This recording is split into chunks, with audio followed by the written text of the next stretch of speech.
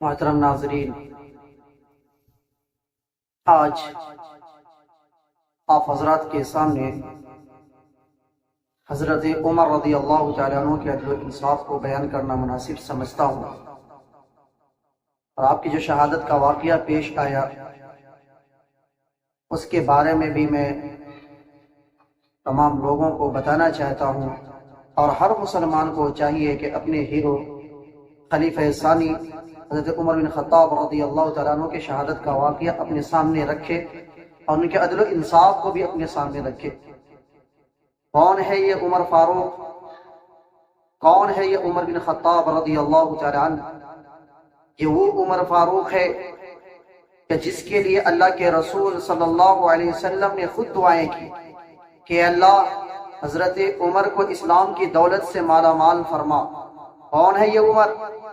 وہ عمر کہ جس کے اسلام لانے سے مکہ کے کفار تھر تھرانے لگے۔ کون ہے یہ عمر؟ یہ وہ عمر ہے کہ جس کے اسلام لانے کے بعد بلال حبشی سے کہا جاتا ہے کہ تم جا کر کے کعبہ سے آذان دو، اب کوئی نہیں روک سکتا ہمیں کھل کر کے عبادت کرنے سے۔ وہ عمر جس کے ایمان لانے کی وجہ سے کمزور مسلمان کے اندر حوصلہ پیدا ہوتا ہے اور وہ ڈرتا نہیں ہے کسی سے، وہ عمر ہے۔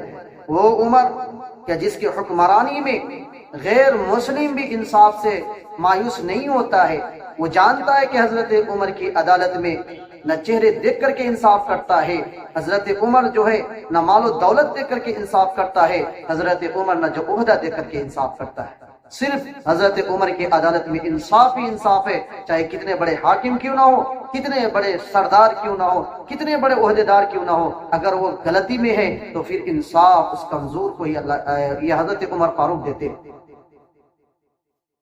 اور 22 لاکھ مربع میل پر حکومت کرنے والے عمر سادی زندگی گزارتے ہیں، اور اللہ سے اتنے ڈرنے والے ہوتے ہیں کہ اتنی بڑی حکومت کو سنبھالنے کے بعد بھی سوکھی روٹی کھاتے ہیں۔ وہ عمر ہے، وہ عمر کہ جس کے پاس قیصر نے اپنا قاصد بھیجا، اور وہ قاصد جا کر کے مدینہ میں کہتا ہے کہ کہاں ہے تمہارا بادشاہ؟ مجھے کہیں شاہی محل نظر نہیں آتا۔ تو جواب دیتا ہے کہ میرے یہاں کوئی بادشاہ نہیں ہے، میرا ایک امیر ہے جو ابھی مدینہ سے باہر گیا ہے۔ وہ قاصد ڈھونڈتے ہوئے حضرت عمر رضی اللہ تعالیٰ عنہ کے پاس پہنچتے ہیں۔ جب وہ دیکھتا ہے قاصد کہ حضرت عمر رضی اللہ تعالیٰ عنہ تپتے ہوئے دھوپ میں اپنے درے کو تکیہ بنا کر کے آرام فرما رہے ہیں اور پیشانی سے پسینہ ٹپک رہا ہے، وہ دیکھ کر کے تھرا گیا، اور حضرت عمر کے روب کی وجہ سے وہ ڈرنے لگا، اور وہ اپنی زبان سے یہ بات نکالی کہ عمر تو واقعی عادل حکمراں ہے، تو انصاف کرنے والا ہے، تو خدا سے ڈرنے والا ہے، ورنہ میرے بادشاہ تو ایسا ہے کہ جس سے پوری حکم پوری رعایا ڈرتی ہے۔ اور وہ قاصد کہتا ہے کہ اگر میں قاصد بن کر کے یہاں نہیں آیا ہوتا تو عمر میں اسلام قبول کر لیتا، لیکن میں جانے کے بعد، یہاں سے جانے کے بعد میں اسلام قبول کروں گا۔ یہ وہ عمر ہے کہ جس عمر نے اپنی حکمرانی کا ایک ایسا انداز پیش کیا کہ کوئی بڑے سے بڑے حکمراں بھی اگر حضرت عمر کے لائف اسٹائل کو اختیار کر لے تو اپنی رعایا کو کبھی تکلیف نہیں پہنچا سکتا۔ اور حضرت عمر کہتے ہیں کہ جس کے دل میں خوف خدا اور آخرت کا احساس ہو، وہ انسان کبھی اپنی رعایا سے غافل ہو ہی نہیں سکتا۔ یہ وہ عمر ہے، وہ عمر کہ جب لوگ سونے جاتے ہیں، جب رات میں آرام کرنے جاتے ہیں، تو حضرت عمر فاروق رضی اللہ تعالی عنہ راتوں میں مدینہ کے گلیوں میں گشت کرنے نکلتے ہیں کہ میرے حکمرانی کے اندر کوئی بھوکا تو نہیں ہے، کسی کے اوپر ظلم تو نہیں ہو رہا ہے، کوئی اجنبی تو نہیں ہے یہاں پر جو بھوکے سو رہا ہے۔ حضرت عمر گشت کرتے تھے، اور جہاں جو ملتے تھے اس کی ضرورت کو مخفی طور پر، یعنی چھپکے سے وہ ضرورت کو پوری کر کے نکل جاتے تھے۔ کوئی پہچان بھی نہیں پاتے تھے کہ یہ 22 لاکھ مربع میل پر حکومت کرنے والے بادشاہ، یہ وہ عمر ہے۔ آپ گشت کے دوران جا رہے ہیں، مدینہ اس کے 3 میل کے فاصلے پر ہیرا مقام پر جاتے ہیں، وہاں دیکھتے ہیں کہ ایک عورت ہے جو چولہے پر ہانڈی چڑھا کر کے آگ جلا رہی ہے، اور 2-3 بچے جو رو رہے۔ حضرت عمر رضی اللہ تعالیٰ عنہ وہاں پہنچتے ہیں اور کہتے ہیں کہ معاملہ کیا ہے، کہ بچے کیوں رو رہے ہیں؟ وہ عورت کہتی ہے کہ میرے پاس کچھ کھانے کے لیے نہیں ہے اور یہ بچے بھوک کی وجہ سے رو رہے ہیں، اس لیے میں جو اس کو صبر دلانے کے لیے کہ کسی طریقے سے یہ بچہ یہ دیکھ کر کے سو جائے کہ میں چولہے کے اوپر ہاڑی چڑھا کر کے کھانے تیار کر رہی ہوں۔ حضرت عمر فاروق رضی اللہ تعالیٰ عنہ ڈرتے ہیں اور وہاں سے مدینہ کی طرف آتے ہیں اور مدینہ سے گھی، آٹا اور گوشت لے کر کے یہاں سے نکلتے ہیں۔ جب راستے میں جا رہے ہیں تو آپ کا جو غلام اسلم تھا وہ کہتا ہے کہ حضور آپ دے، ہم اس کو ہم خود لے کر کے چلتے ہیں۔ حضرت عمر فاروق کے جواب کو سنیں۔ حضرت عمر فاروق کہتے ہیں کہ کل قیامت کے دن عمر کا بوجھ کوئی اور نہیں اٹھا سکتا، اس لیے میں اس کو خود لے کر کے جاؤں۔ حضرت عمر فاروق رضی اللہ تعالیٰ عنہ اس عورت کے پاس پہنچتے ہیں اور خود سے چولہا پھونک کر کے کھانا تیار کرتے ہیں، اس بچے کو کھلاتے ہیں۔ اس بچے کے چہرے کی مسکراہٹ کو دیکھ کر کے حضرت عمر فاروق رضی اللہ تعالیٰ عنہ خوش ہو جاتے ہیں۔ یہ ہے حکمران کہ جس کی حکمرانی میں کسی کے اوپر ظلم نہیں ہوتا، جس کی حکمرانی میں کوئی بھوکا نہیں سوتا۔ یہ ہے عمر۔ عمر کی حکومت میں نہ کسی جانور کے اوپر ظلم، نہ کسی غلام کے اوپر ظلم، نہ کسی کے اوپر اتیاچار، نہ کسی کو ذلیل کرنا۔ یہ ہے عمر کی حکومت۔ اور آج بھی جو بھی حکمرانی کرتے ہیں، جو بھی سیاست کرتے ہیں، ان کو میں یہی مشورہ دوں گا کہ آپ حضرت عمر کی سیرت کو پڑھیے، ان کی حکمرانی کو پڑھیے کہ وہ کس طریقے سے عدل و انصاف کرتے تھے، کہ جس کی عدالت میں جانے سے کوئی ڈرتا نہیں تھا۔ حضرت عمر نے سپریم کورٹ اپنے زمانے میں قائم کیا اور انصاف بھی کرتے تھے ایسے۔ یہ ہے حضرت عمر۔ حضرت عمر گشت کیا کرتے تھے، لوگوں کے حالات کو معلوم کرتے تھے کہ لوگ کس طریقے سے زندگی گزار رہے ہیں، میری حکومت میں کوئی نافرمانی تو نہیں کر رہا ہے، کوئی نبی کے طریقے کی دھجیاں تو نہیں اڑا رہا ہے۔ یہ ہے عمر۔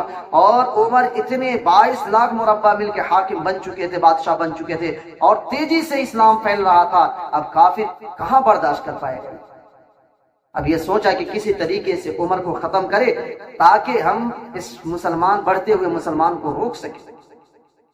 حضرت عمر رضی اللہ تعالیٰ عنہ سن 23 ہجری میں آخری حج کیا۔ جب حج سے واپس آنے لگے تو حضرت عمر فاروق رضی اللہ تعالیٰ عنہ زمین پر لیٹ کر کے ہاتھ اٹھا کر کے اللہ سے دعا کرتے ہیں کہ اللہ اب میں کمزور ہو چکا ہوں، اب میں لاچار ہو چکا ہوں، اور اتنی بڑی حکومت کو اب میں سنبھال نہیں سکتا، اے اللہ مجھے اٹھا لے۔ اللہ نے دعا قبول کر لی۔ اور حضرت عمر فاروق رضی اللہ تعالیٰ عنہ یہ دعا کرتے، اللہم انی اسألک شہادۃ فی سبیلک، اے اللہ مجھے تیرے راستے میں شہادت نصیب فرما، وموتا فی بلد رسولک، اور مدینہ منورہ کے اندر یعنی تیرے نبی کے شہر میں مجھے موت نصیب فرما۔ اور اللہ تعالیٰ نے اس کو بھی قبول کر لیا۔ حضرت امیر المؤمنین عمر فاروق رضی اللہ تعالیٰ عنہ کی شہادت کے واقعہ کو غور سے سنیں کہ سن 23 ہجری 26 ذی الحجہ کی تاریخ کو آپ یاد رکھیں کہ اس سے پہلے حضرت مغیرہ بن شعبہ رضی اللہ تعالیٰ عنہ کا ایک غلام تھا جو لولو فیروز نامی مجوسی تھا۔ وہ بہت سارے آل راؤنڈر تھے، بہت سارے کام کرتے تھے، سب فیلڈ میں وہ کام کرتے تھے، لیکن حضرت عمر رضی اللہ تعالیٰ عنہ کی خلافت میں کوئی غیر مسلم مدینہ کے اندر داخل نہیں ہو سکتا تھا۔ تو حضرت مغیرہ بن شعبہ رضی اللہ تعالیٰ عنہ نے سفارش کی کہ آپ ان کو یہاں آنے دیں، وہ بہترین کاریگر ہے، بہت سارے کام کرتے ہیں، وہ کام کریں گے ہمارے۔ تو حضرت عمر فاروق رضی اللہ تعالیٰ عنہ نے اجازت دے دی۔ جب وہ آیا یہاں کام کر رہا تھا تو حضرت مغیرہ بن شعبہ کی شکایت لے کر کے حضرت عمر فاروق رضی اللہ تعالیٰ عنہ کے یہاں آیا، وہ شکایت کی تو اس پر حضرت عمر رضی اللہ تعالیٰ عنہ نے دھیان نہیں دیا کہ بھیجا ہے یہ۔ حضرت عمر رضی اللہ تعالیٰ عنہ نے اس سے پوچھا کہ بتاؤ تم کام کیا کرتے ہو؟ کہا کہ میں بہت سارے کام کرتا ہوں، اس میں سے ایک کام میرا یہ ہے کہ میں زہریلا نیزہ تیار کرتا ہوں۔ تو حضرت عمر فاروق رضی اللہ تعالیٰ عنہ نے کہا کہ میرے لیے بھی ایک نیزہ تیار کر دو۔ اس شخص ملعون نے جواب دیا اپنے چہرے پر ہاتھ پھیرتے ہوئے کہ آپ کو ایسا نیزہ دوں گا کہ پوری دنیا اس نیزے کو یاد رکھے گی، پوری دنیا اس نیزے کو یاد رکھے گی۔ حضرت عمر فاروق رضی اللہ تعالیٰ عنہ حضرت علی سے کہتے ہیں کہ علی یہ دیکھو مجھے جان سے مارنے کی دھمکی دے رہا ہے۔ صحابہ دوڑتے اس کی طرف، کہا کہ مار نہیں رہا، یہ مجھے دھمکی دے رہا ہے۔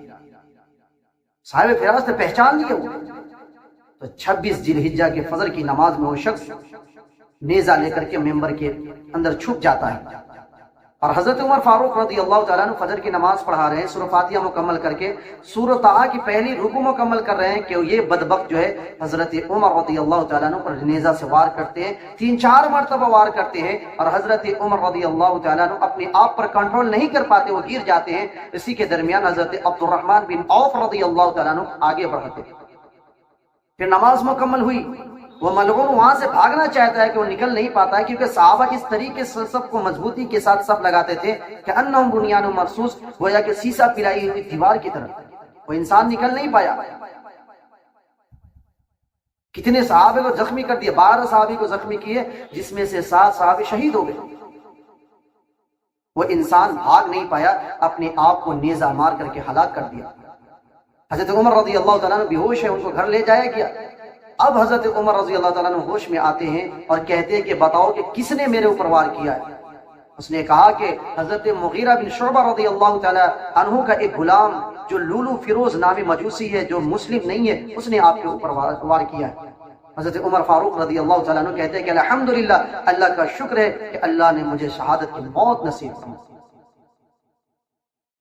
3 دن تک کے رہے ایسے ہی، اور اس کے درمیان حضرت عمر فاروق رضی اللہ تعالیٰ عنہ نے عبداللہ ابن عمر کو بھیجا کہ جاؤ اما عائشہ سے کہنا کہ عمر اپنے دوست کے ساتھ لیٹنے کے لیے کچھ زمین مانگتا ہے، قبر کے لیے کچھ زمین مانگتا ہے۔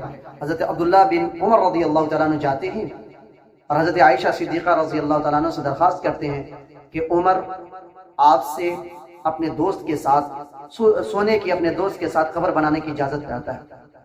تو حضرت عائشہ کہتی ہے کہ میرے والد صاحب ایک قبر میں ہیں، میرے شوہر ایک قبر میں ہیں، اور شادی کے وقت میرے شوہر نے یہ زمین مجھے دیا تھا، اور میری خواہش یہ تھی کہ میرے والد اور میرے شوہر کے ساتھ میں بھی یہیں پر لیٹوں، یعنی میری بھی قبر یہی ہو، لیکن اگر عمر کی خواہش ہے تو میں عمر کی خواہش کو پوری کرتی ہوں۔ اور پھر اس کے بعد حضرت عمر رضی اللہ تعالیٰ عنہ کے پاس آتے ہیں، آپ حضرت عبداللہ ابن عمر کے ران پر اپنے سر کو رکھے ہوتے ہیں۔ حضرت علی رضی اللہ تعالیٰ عنہ آتے ہیں اور کہتے ہیں کہ عمر تو موت سے ڈر رہا ہے؟ حضرت عمر جواب دیتے ہیں کہ علی، میں موت سے نہیں ڈر رہا، میں موت کے بعد والی زندگی سے ڈر رہا ہوں۔ اور حضرت عمر رضی اللہ تعالیٰ عنہ عبداللہ ابن عمر کے ران سے اپنے سر کو زمین پر گراتے ہیں اور پھر اپنے چہرے کو زمین پر رگڑتے اور کہتے ہیں کہ اللہ مجھے معاف نہ کیا تو عمر کا کیا ہوگا۔ یہ ہے ہمارے ہیرو، اس لیے تمام مسلمانوں کو چاہیے کہ ان چیزوں کو یاد رکھے اور ان کی حکومت سے فائدہ اٹھانے کی کوشش کرے۔ اللہ رب العزت ہم سبوں کو اپنے شہید کی قدر کرنے کی توفیق عطا فرمائے۔ ہم سبوں کو اللہ رب العزت حضرت عمر رضی اللہ تعالیٰ عنہ کی طرح انصاف کرنے کی توفیق عطا فرمائے۔ آمین۔ السلام علیکم ورحمۃ اللہ وبرکاتہ۔